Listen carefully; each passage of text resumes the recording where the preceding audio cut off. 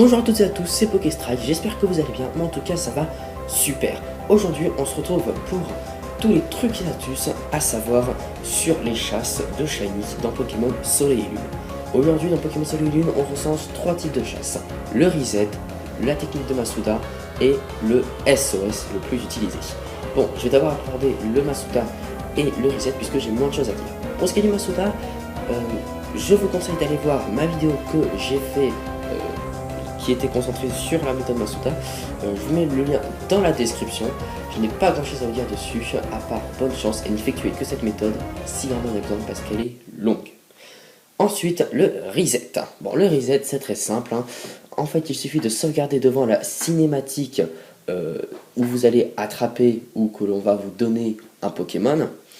Et si vous appuyez sur L, R plus Start, votre jeu va entre guillemets redémarrer. Ne vous inquiétez pas, il n'y a aucun risque, vous ne perdrez pas vos données de sauvegarde, puisque cela peut se faire uniquement pendant le générique du jeu, enfin le lancement quoi. Donc, une fois que vous avez fait ça, vous recliquez, vous allez rejouer, vous allez chercher votre Pokémon, et s'il n'est pas shiny, vous rappuyez sur L, R, Start, puis vous recommencez ça, ainsi de suite. Il faut savoir que le reset ne compte pas du tout les chances de trouver un Pokémon shiny. Vos chances resteront toujours de une chance sur 4096. Elles passeront pas plus haut, donc clairement, cette technique est à faire seulement sur les Pokémon pas obtenables autrement. Des exemples par exemple, on a Type 0 qui, lui, est un Pokémon qui ne peut pas aller appeler à l'aide et qui ne peut pas faire d'œuf.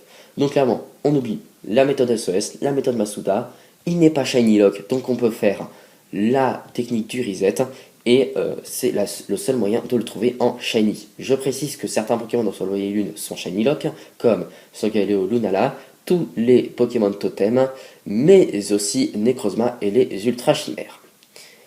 On passe maintenant à la méthode SOS. Alors elle, par contre, il y a quelques trucs et astuces que vous ne connaissez peut-être pas. Il y en a un que j'ai abordé dans une vidéo déjà, mais je préfère vous le redire. Il s'agit du cas où vous tombez en face d'un Pokémon de type Spectre. Vous êtes bien emmerdé parce que la base de la méthode SOS, c'est de faire l'attaque fauchage. Or, un Pokémon de type Spectre est immunisé contre le type normal, donc vous ne pouvez pas lui faire de fauchage ni retenue puisqu'il est aussi de type normal. Il y a une solution à cela. Rendez-vous à l'île de Oula Oula, puis allez à Malier, descendez à la route 11, puis capturez un Pandespiègle. Il est à 20% de chance, c'est plutôt facile de le trouver. Une fois que vous l'avez, vous n'avez plus qu'à l'XP jusqu'au niveau 43. Bon, c'est vrai que c'est un petit peu long dit comme ça, mais maintenant avec les méthodes XP qu'on a, qui ne sont pas forcément extra, mais bon, vous vous rendez soit à la ligue, soit à la prairie de Pony, puis vous XP un petit peu tout ça. Une fois qu'il a atteint ce niveau, il apprendra l'attaque tendance. Tendance, ça sert à quoi? Eh bien, ça sert à identifier le talent du Pokémon adverse. Mais alors pourquoi on a choisi Pandespiègle? Eh bien parce que Pandespiègle est le seul à pouvoir apprendre tendance et fauchage. Fauchage qui est une CT, je vous le rappelle. Une fois que Pandespiègle a tendance et fauchage, eh bien, je vous conseille bien sûr de l'avoir fait évoluer avant cela. Je rappelle qu'il évolue avec un Pokémon de type ténèbres dans l'équipe. Donc c'est plutôt rapide, il évolue au niveau 32. Une fois que c'est fait, vous allez retrouver un Pandespiègle, puis vous allez lui faire fauchage, puis vous allez attendre qu'il appelle à l'aide. Pandespiègle appellera soit des Pandespiègles, soit des Pandarbars, ça dépendra. La plupart du temps, ce sera des Pandarbars quand même. Vous verrez qu'au bout de 10 Pandespiègles ou Pandarbars appelés, eh bien, le Pokémon aura 10% de chance d'avoir son talent caché, qui est Querelleur. Et Querelleur, ça sert à quoi? Eh bien, ça sert à ce que les attaques de type normal et combat, donc les deux attaques auxquelles le type Spectre est immunisé, eh bien, que les touche, tout simplement. Donc vous pourrez effectuer fauchage sur un Pokémon de type Spectre, avec Pandarbar, ou Pandespiègle. Donc maintenant, vous faites votre petit truc SOS, au bout de 10 Pokémon, vous avez votre chance qu'il ait le talent caché, 10% de chance, au bout de 20 Pokémon appelés, 20% de chance, 30 Pokémon appelés, 30% de chance, mais ça s'arrête là. Si vous êtes à 40, ça n'ira pas à 40% de chance, on s'arrête à 30, ok? Donc, une fois que vous l'avez trouvé, eh bien vous n'avez juste à lui apprendre fauchage, à lui apprendre des petites attaques que vous souhaitez lui apprendre, qu'elles soient de type combat ou normal, de toute façon, vous pourrez toucher le Pokémon. Vous pouvez maintenant aller faire votre petite chasse face à votre Pokémon de type Spectre. Et maintenant, on passe à un autre problème que j'ai vu que l'on pouvait recenser dans Pokémon Soleil et Lune. C'est de tomber sur des Pokémon qui ont un taux d'appel très bas. Alors là, c'est compliqué. Par exemple, dans ces Pokémon de la 7G, on a Sinistrel et Boomata. Il y en a d'autres bien sûr, mais je vous propose cela. Et c'est un problème effectivement, parce que, je veux dire, si tu veux vraiment les chasser, comme ça à l'SOS, tu peux mettre énormément de temps. Parce que du coup, vu qu'ils appellent pas souvent, ils utilisent leur PP beaucoup plus inutilement, entre guillemets, donc beaucoup plus vite. Du coup, le peu de fois qu'ils appellent, tu dois changer de Pokémon, donc tu perds encore plus de temps. Enfin, autant te dire que si tu trouves un Pokémon avec un taux d'appel de 3, Shiny en SOS, comme ça, en une journée, tu as tout mon GG. Je sais pas si ça se dit, non c'est pas, ça se dit pas, mais on s'en bat les couilles. Je te dis GG parce que franchement, t'es un gros château. Déjà, voilà. Donc, il y a deux méthodes à cela, sinon si vous voulez pas chasser désespérément. Donc, premièrement, soit vous faites la méthode Masuda, mais ça va être compliqué un petit peu quand même. Hein. C'est vous qui voyez, mais bon, ils sont un peu loin avec l'or quoi. Après, la méthode Masuda, pareil, c'est de la chance. Hein. Soit vous l'avez tôt, soit vous l'avez tard, mais bon, vous l'aurez au bout d'un moment. Bref. Soit vous faites ma méthode. Enfin, ma méthode. C'est pas la mienne, hein, mais c'est une méthode qui existe pour le SOS. Mais cette méthode requiert beaucoup de choses que vous n'avez peut-être pas. C'est pour ça que si parmi les choses que je vais vous citer, il y a des choses que vous n'avez pas, donc il vous sera impossible de faire la méthode, j'ai mis mon Skype dans la description, donc ajoutez-moi sur Skype, je vous accepterai. Et puis, si je vous accepte, je vous demanderai de m'expliquer pourquoi vous m'avez demandé, et si je vois que c'est pas un troll que vous voulez vraiment que je vous aide, eh bien je vous passerai mon code ami pour qu'on puisse faire un échange et vous passer les choses le Pokémon qu'il vous faut pour effectuer cette méthode.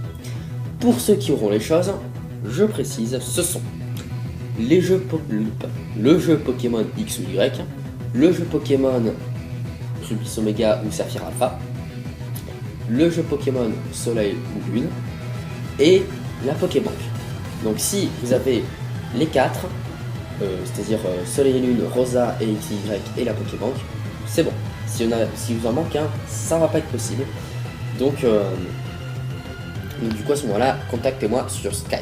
Il n'y a pas de souci, moi je suis là pour vous aider. Donc, estimons que vous ayez tout. Il faut que vous alliez d'abord sur Pokémon X et Y. Il faut que vous ayez un Pokémon dans votre équipe, en première place d'ailleurs, qui est le talent Calque. Il faut aussi que dans votre équipe, il y ait un Pokémon qui est l'attaque Doux Parfum, ou encore que vous ayez du miel. Une fois que vous êtes muni de ça, vous vous rendez à la baie Azur. Vous cherchez dans les hautes herbes et vous utilisez le miel ou Doux Parfum pour trouver des hordes. Il y a 3 types de hordes que vous pouvez trouver, dont une qui est une horde de nœuds neufs. C'est celle qui nous intéresse. Une fois que vous l'avez trouvée, il faut espérer que parmi les 5 nœuds neufs, votre talent calque détecte un nœud neuf qui est le talent récolte. C'est le talent caché de nœud neuf que nous cherchons. S'il ne l'a pas, vous fuyez, ou vous le tuez, ou si vous voulez vous faire plaisir, puis vous recommencez jusqu'à temps de trouver le nœud neuf qui a récolte. Une fois que vous l'avez, vous le capturez, puis vous le mettez dans une boîte PC pour le transférer via la Pokébank jusqu'à Pokémon Rosa. Tu me suis toujours? Une fois que tu es dans Rosa, il faut que tu XP ton nœud neuf jusqu'au niveau 50 pour qu'il apprenne l'attaque Passe-Cadeau. Une fois qu'il est au niveau 50 et qu'il a Passe-Cadeau, il faut que tu ailles voir un maître des capacités, et qu'il apprenne à ton Pokémon l'attaque échange. Donc c'est dans la cabane numéro 3, il me semble. Oui, c'est la cabane numéro 3, c'est ça. Donc, une fois qu'il a échange, Passe-Cadeau et récolte, il a presque tout ce qu'il faut. Maintenant, vous le transférez jusqu'à Pokémon Soleil et Lune. Si vous voulez vous faire plaisir, bien sûr, faites évoluer votre 9 en noix de coco avec une pierre plante, si vous voulez vous faire plaisir. Et maintenant que vous avez votre Pokémon, avant d'aller chercher le Pokémon qui vous intéresse, moi en l'occurrence par exemple c'est Sinistrel, eh bien il faut que votre noix de coco tienne une baie Mepo. Ok, donc une baie Mepo se trouve très facilement, soit dans les tas de baies, non dans les tas de baies uniquement d'ailleurs, hein, mais je veux dire ça se trouve très facilement, hein, donc ça il n'y a pas de souci. Puis des tas de baies, il y en a des tonnes et des tonnes dans Pokémon Soleil et Lune, donc vous la trouverez facilement, j'en suis sûr. Vous la donnez à votre noix de coco. Maintenant, vous allez chercher votre Pokémon, qui en l'occurrence, moi par exemple, Sinistray. Alors, ce qu'il faut commencer par faire, donc là vous avez les deux Pokémon qui sont en face, vous faites échange avec votre noix de coco. Ce qui fait que noix de coco va passer son talent récolte à Sinistray, et Sinistray va passer son talent à noix de coco.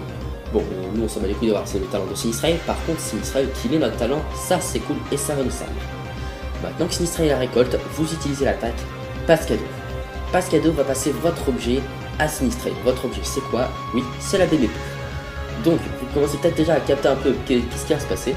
Donc, vous passez la Bémépo à Sinistray. Et maintenant, que faire? Eh bien, vous switchez de Pokémon sur votre Pokémon qui a fauchage, enfin, celui de base quoi pour chasser. Pour moi, en l'occurrence, vu qu'un c'est un Sinistray et qu'il est type Spectre, si vous vous rappelez bien, j'utiliserai Pandarbar, par exemple. Donc, je vais envoyer mon Pandarbar, je vais faire fauchage sur Sinistray. Et maintenant, eh bien, c'est très simple en fait. Il appellera toujours aussi peu, hein, ça c'est sûr, mais ce sera beaucoup plus rapide. Enfin, parce que tout simplement, avec récolte, une baie qui a été consommée, donc c'est la baie, mes pots se consommera en cas de besoin. Hein, donc si, c'est-à-dire que Sinistray est en PP, pardon, la baie Mépo va s'utiliser.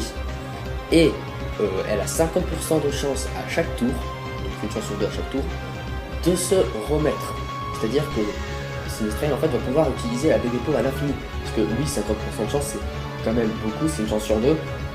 Il y a quand même beaucoup de chance pour que ça se passe comme ça. Et maintenant, eh ben, vous pourrez faire votre chasse de n'importe quel Pokémon grâce à cette technique. Surtout gardez-le bien sur noix de coco car il est tout de même précieux.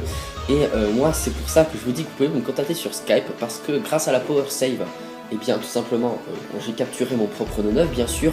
Je lui ai aussi appris grâce au super bonbon Passe Cadeau 50. Puis après via la Power Save je lui ai appris l'attaque échange. C'est d'ailleurs si vous voulez savoir comment faire ça, go sur la dernière vidéo qui est sortie. Et je lui ai aussi mis le talent récolte. Donc ben voilà les gens, la vidéo est terminée. Si elle vous a plu, n'hésitez pas à laisser un gros pouce bleu. Si vous avez d'autres problèmes, que vous rencontrez un problème avec un Pokémon, demandez-le moi. Et puis bah, sur ce les gens, portez-vous bien, prenez soin de vous, n'hésitez pas à lâcher un gros pouce bleu, à vous abonner ou encore à montrer la vidéo à vos potes si ça pouvait leur servir. Et puis bah sur ce, ciao.